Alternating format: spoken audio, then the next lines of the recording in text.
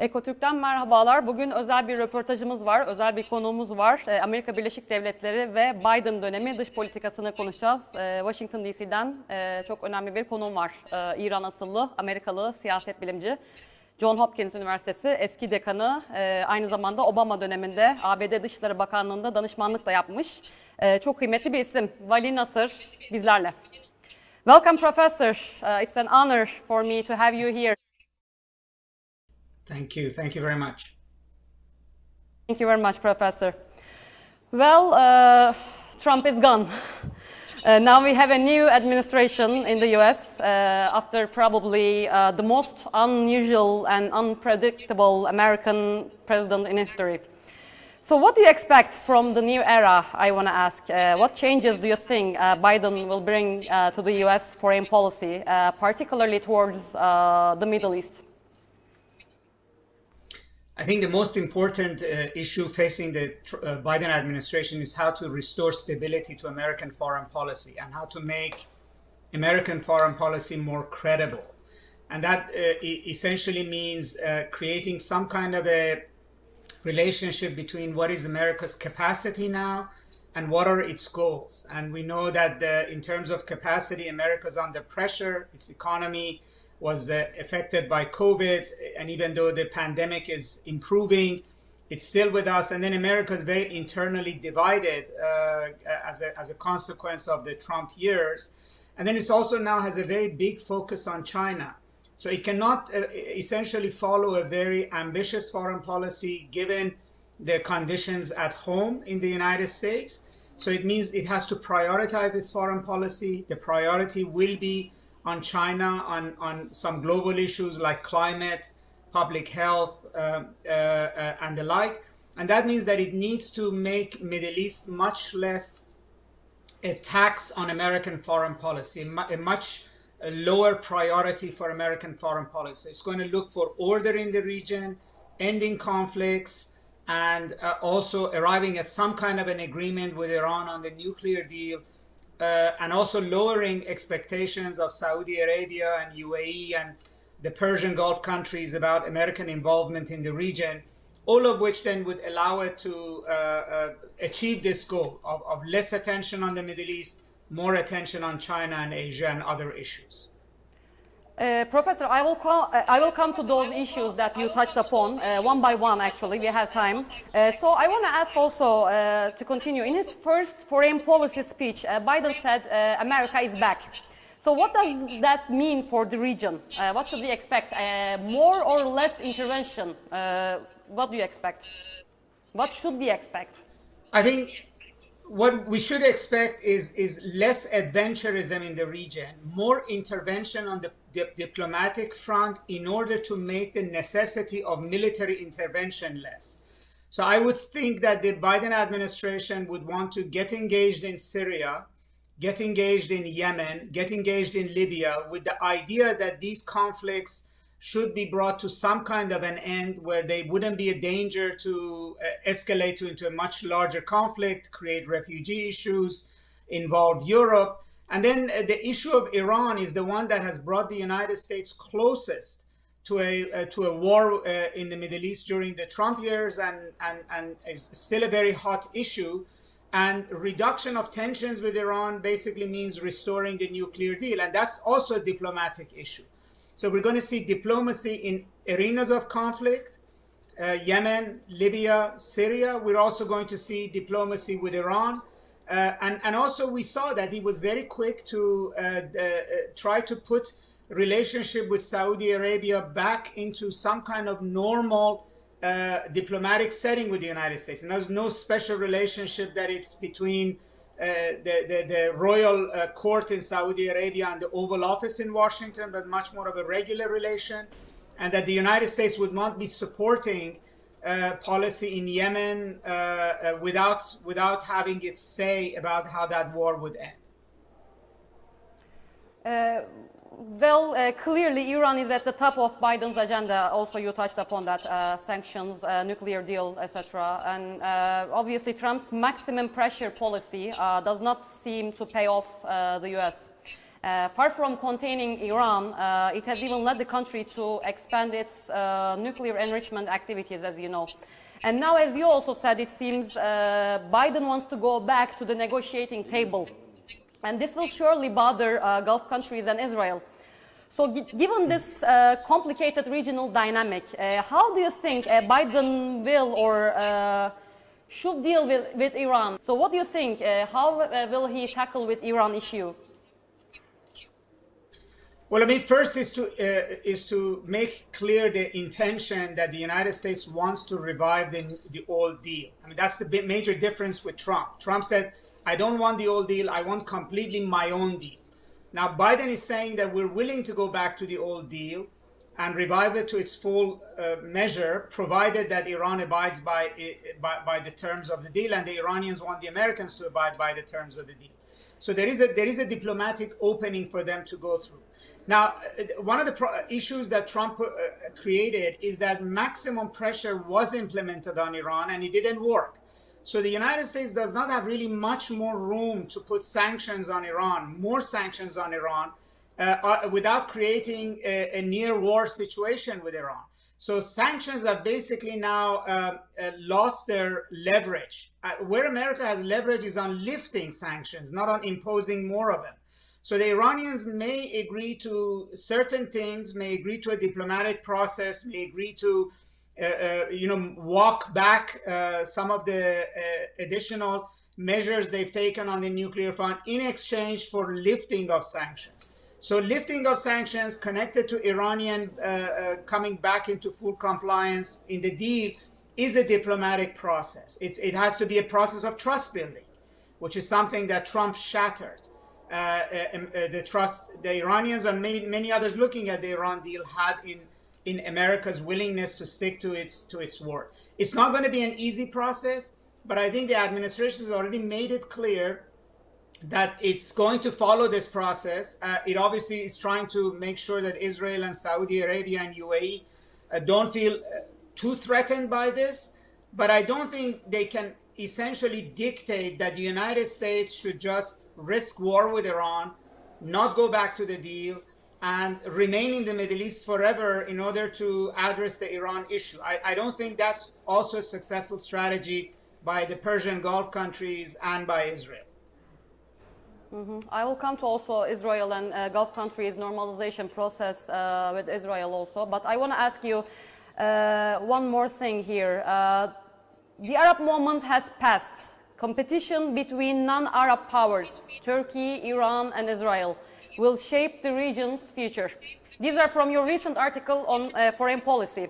First of all, what do you mean, Professor? Could you please elaborate for us? And also, second, by making this claim, you seem to dismiss the potential role of the Arab world's most active actors, such as Saudi Arabia, United Arab Emirates, and Egypt. Don't you think they have a role to play as well? Let me start with the last part. Yes, they do have a role to play, but they are not the dominant actors in the Middle East that they were once before.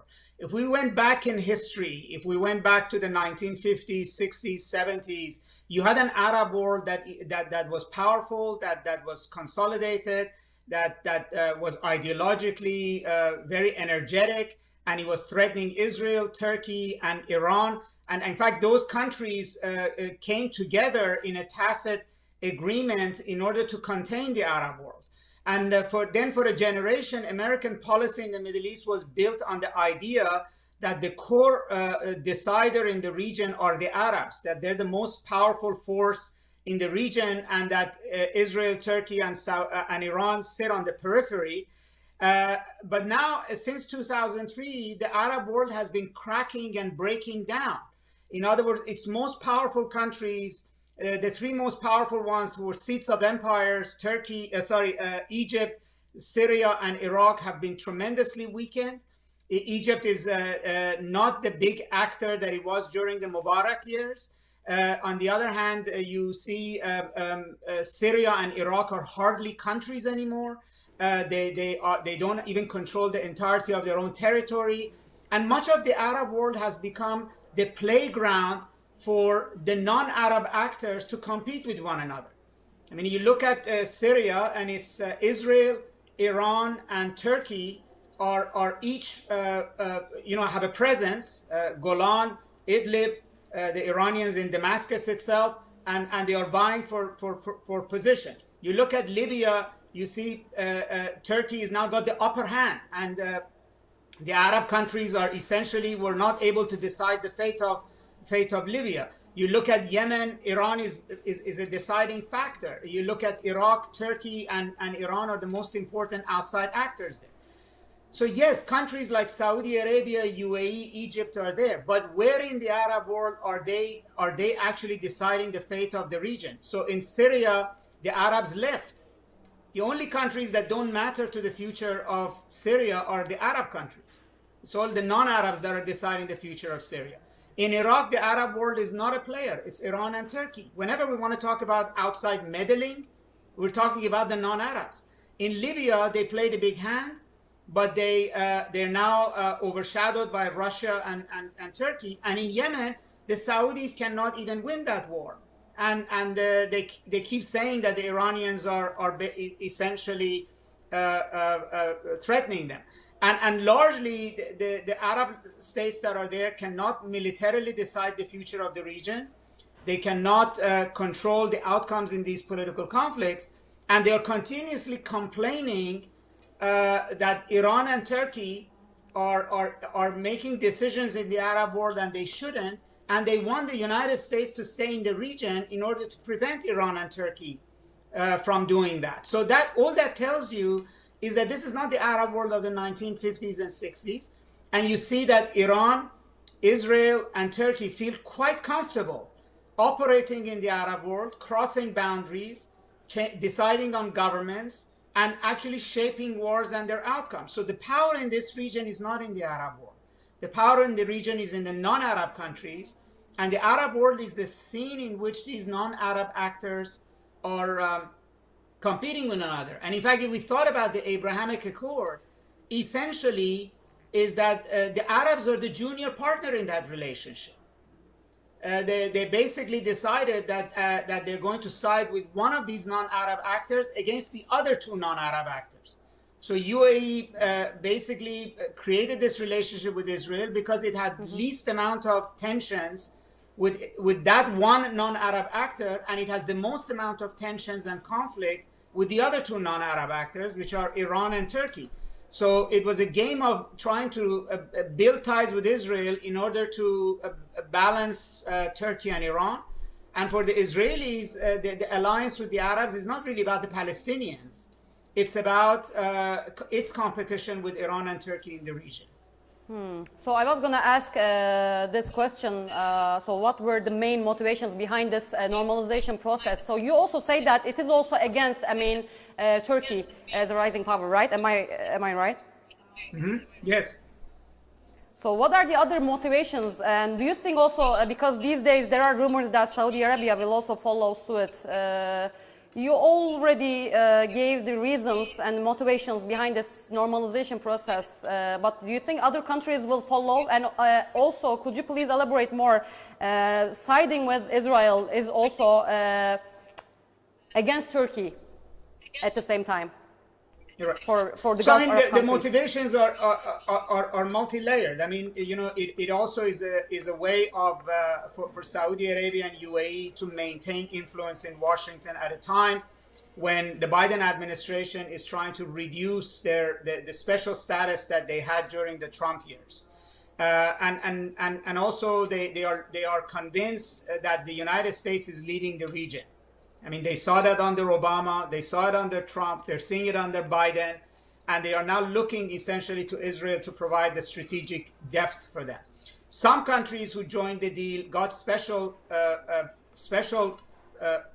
offers for that. Like Morocco got recognition of Western Sahara. We don't know whether that will stay. Or Sudan got to come out of the terrorism status that it had, designation, and also got aid from the United States. So there are some other Arab countries may try to see whether there's a special deal for them to do that. Now, Saudi Arabia may also see benefit in trying to address the damage that the Khashoggi killing did to its image in the United States by now being seen as a friend of Israel in the U.S. After all, there's a large portion of American, particularly Republicans, evangelical, Christian voters, etc., which have a special feeling for Israel, and they will look very favorably on Saudi Arabia if it were to recognize Israel. So there is definitely that element there. But the deal was mainly put on the table against Iran because Iran has a pariah status in American public opinion. And it was easy to say, well, the Arabs and Israelis are getting together against Iran, whereas Turkey is more complicated because Turkey is a member of NATO, is an American ally. It has a very different relationship. But in reality, in Libya, Iran is not present. UAE, Egypt, and to a lesser extent, Saudi Arabia were fighting a war with Turkey. Egypt and Turkey almost came to blows over Libya. There are tensions over gas fields in the Mediterranean that don't involve Iran. And the Arab opinion, UAE, etc., are opposed to Turkish presence in northern Syria. And in fact, even during the Armenian and Azerbaijan recent war in Nagorno-Karabakh, UAE and Saudi Arabia were much closer to Armenia's position.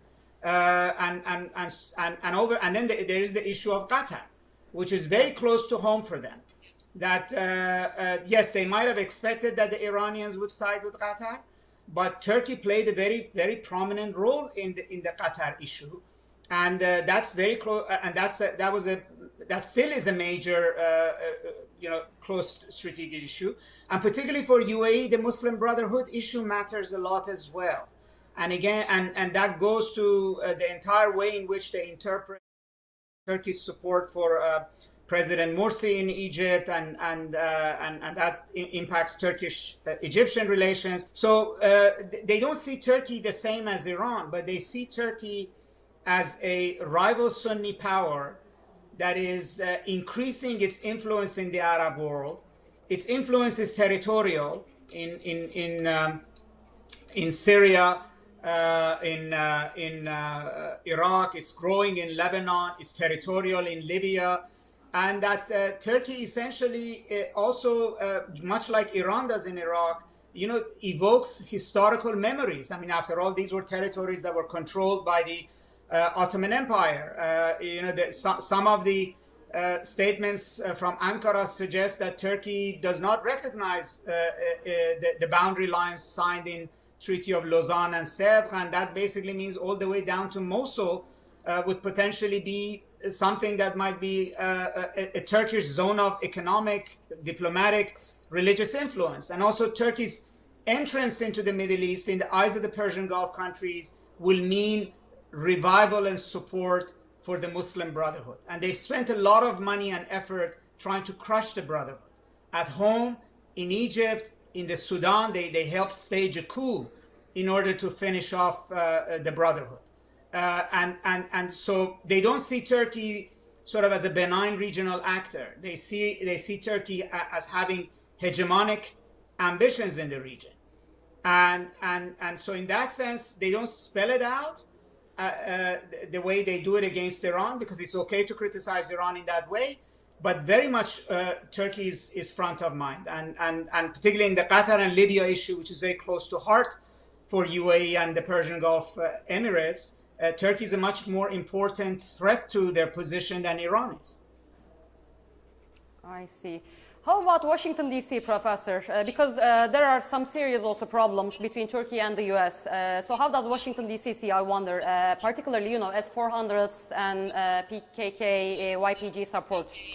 So how do you see the future relations given these two major problems particularly? How do you see the future of the relations between Turkey and the U.S. From Washington? How do you see that from there? Well, I mean, there have been particularly sticky issues recently, like the YPG issue or like the S-400 issue. But I think the larger issue that Washington has to deal with is the general shift in Turkey's strategic position. The way in which it's sort of moved away from being part of the West to being a sort of an independent power with regional ambitions that are not always aligned with those of the United States, and that could also be seen as being I would say unpredictable or destabilizing. So the Turkey that the United States was familiar with for a very long period is not the same Turkey.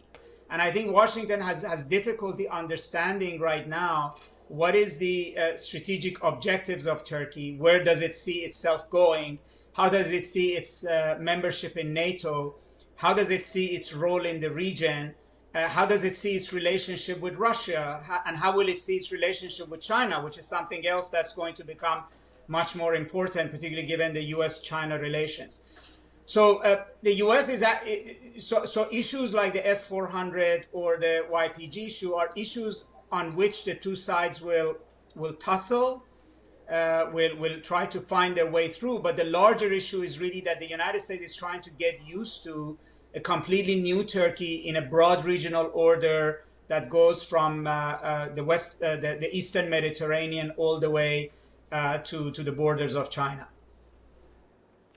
I see. So, Professor, also I want to ask you something with regard to Saudi Arabia, because I came across an interesting definition by you. You said redirecting the country away from monarchy and Wahhabism to Saudi Arabian version of Kemalism. This was very interesting for me, so I wanted to ask, what do you mean really? Do you suggest that Mohammed bin Salman is the new Atatürk or something? I think the model is there. I mean, Atatürk is a very powerful model for the region. Does not mean that countries will go as far as he went in terms of changing the direction of Turkish culture and politics. But Mohammed bin Salman is trying to change the way in which Saudi Arabia functioned, namely as a very close alliance of the House of Saud and Wahhabism. In other words, as a religious monarchy, as a theocratic monarchy.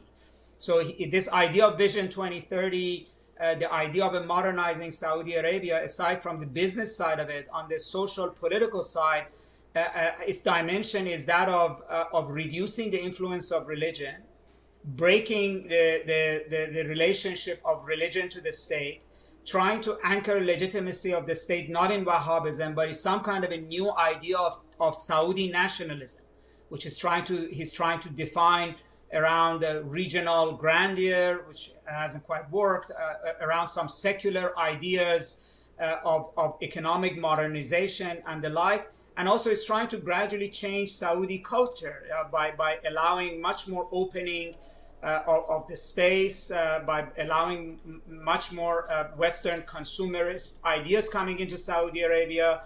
He looks to be basically trying to create a new Saudi middle class that is not religious but is Western oriented. He's giving up on the Islamic foreign policy of Saudi Arabia in very big ways. For instance, cutting ties with Pakistan effectively, looking to China and India. Even this getting very close to Israel is much more of a realpolitik, realist foreign policy for Saudi Arabia than trying to act as the protector of the two holy cities. So he's trying to pivot the Saudi monarchy in a direction that we saw in the 1920s in Iran under Reza Shah, and Reza Shah himself was trying to emulate Kemalism in Turkey. I mean, Iran did not become a republic, but essentially the Iranian monarchy became a monarchical version, a softer version of Kemalism. So Reza Shah followed many things, from emancipation of women to suppression of clergy to secularization of judiciary, education, etc., and even change of dress that was modeled after that of Turkey.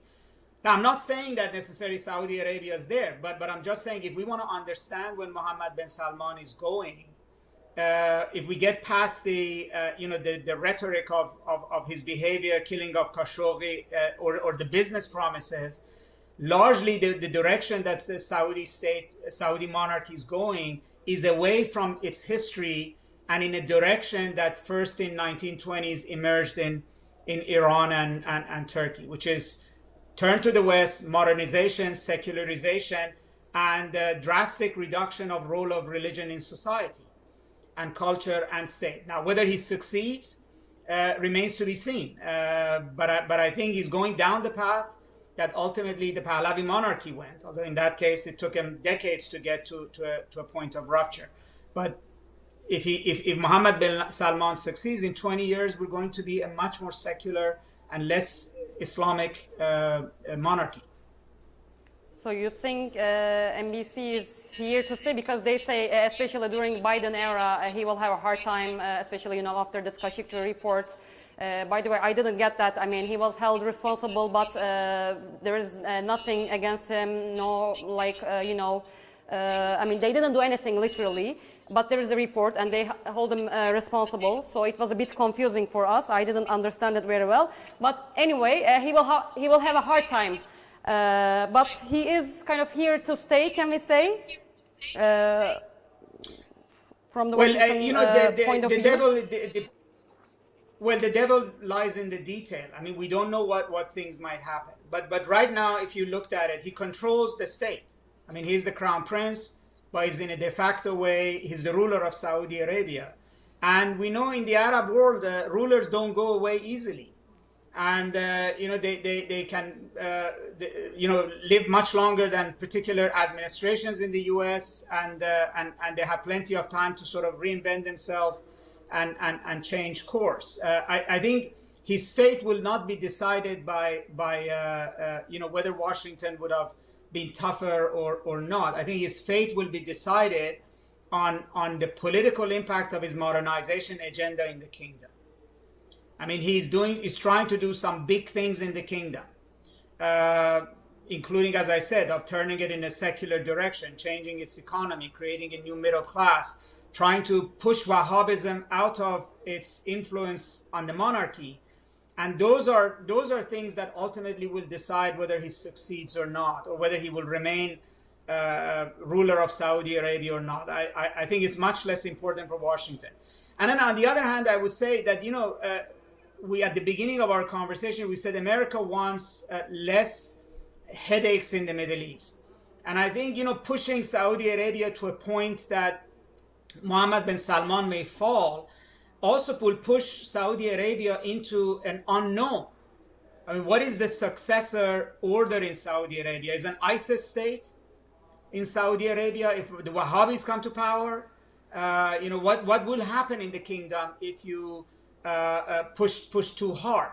So, the United States does not want to go to a place where it would actually have to send hundreds of thousands of troops to the region to deal with a major crisis in Saudi Arabia. So, the issue of focusing on him per se, misses the point that the U.S. has to look at a much broader picture of the necessity of Saudi stability in the middle of all of these other conflicts that are going on in the region, and managing Iran and managing Syria and Yemen and the like. Thank you very much, Professor. Time is up. There are lots of issues to talk, actually, but thank you so much. I really appreciate your time. Hopefully next time we will do another interview face-to-face when you visit Istanbul. Thank you. Inshallah. And thank you very much for inviting me. Evet, özel röportajımızın sonuna geldik. Vali Nasr'la John Hopkins Üniversitesi'nden siyaset bilimci, aynı zamanda Obama döneminde ABD Dışişleri Bakanlığı'nda danışmanlıkla yapmış önemli bir isimle ABD'nin yeni döneminde dış politikayı ve Orta Doğu'ya etkilerini, Türkiye-ABD ilişkilerini ve daha pek çok konuyu konuştuk. Bir sonraki özel röportajımızda görüşmek üzere, hoşçakalın.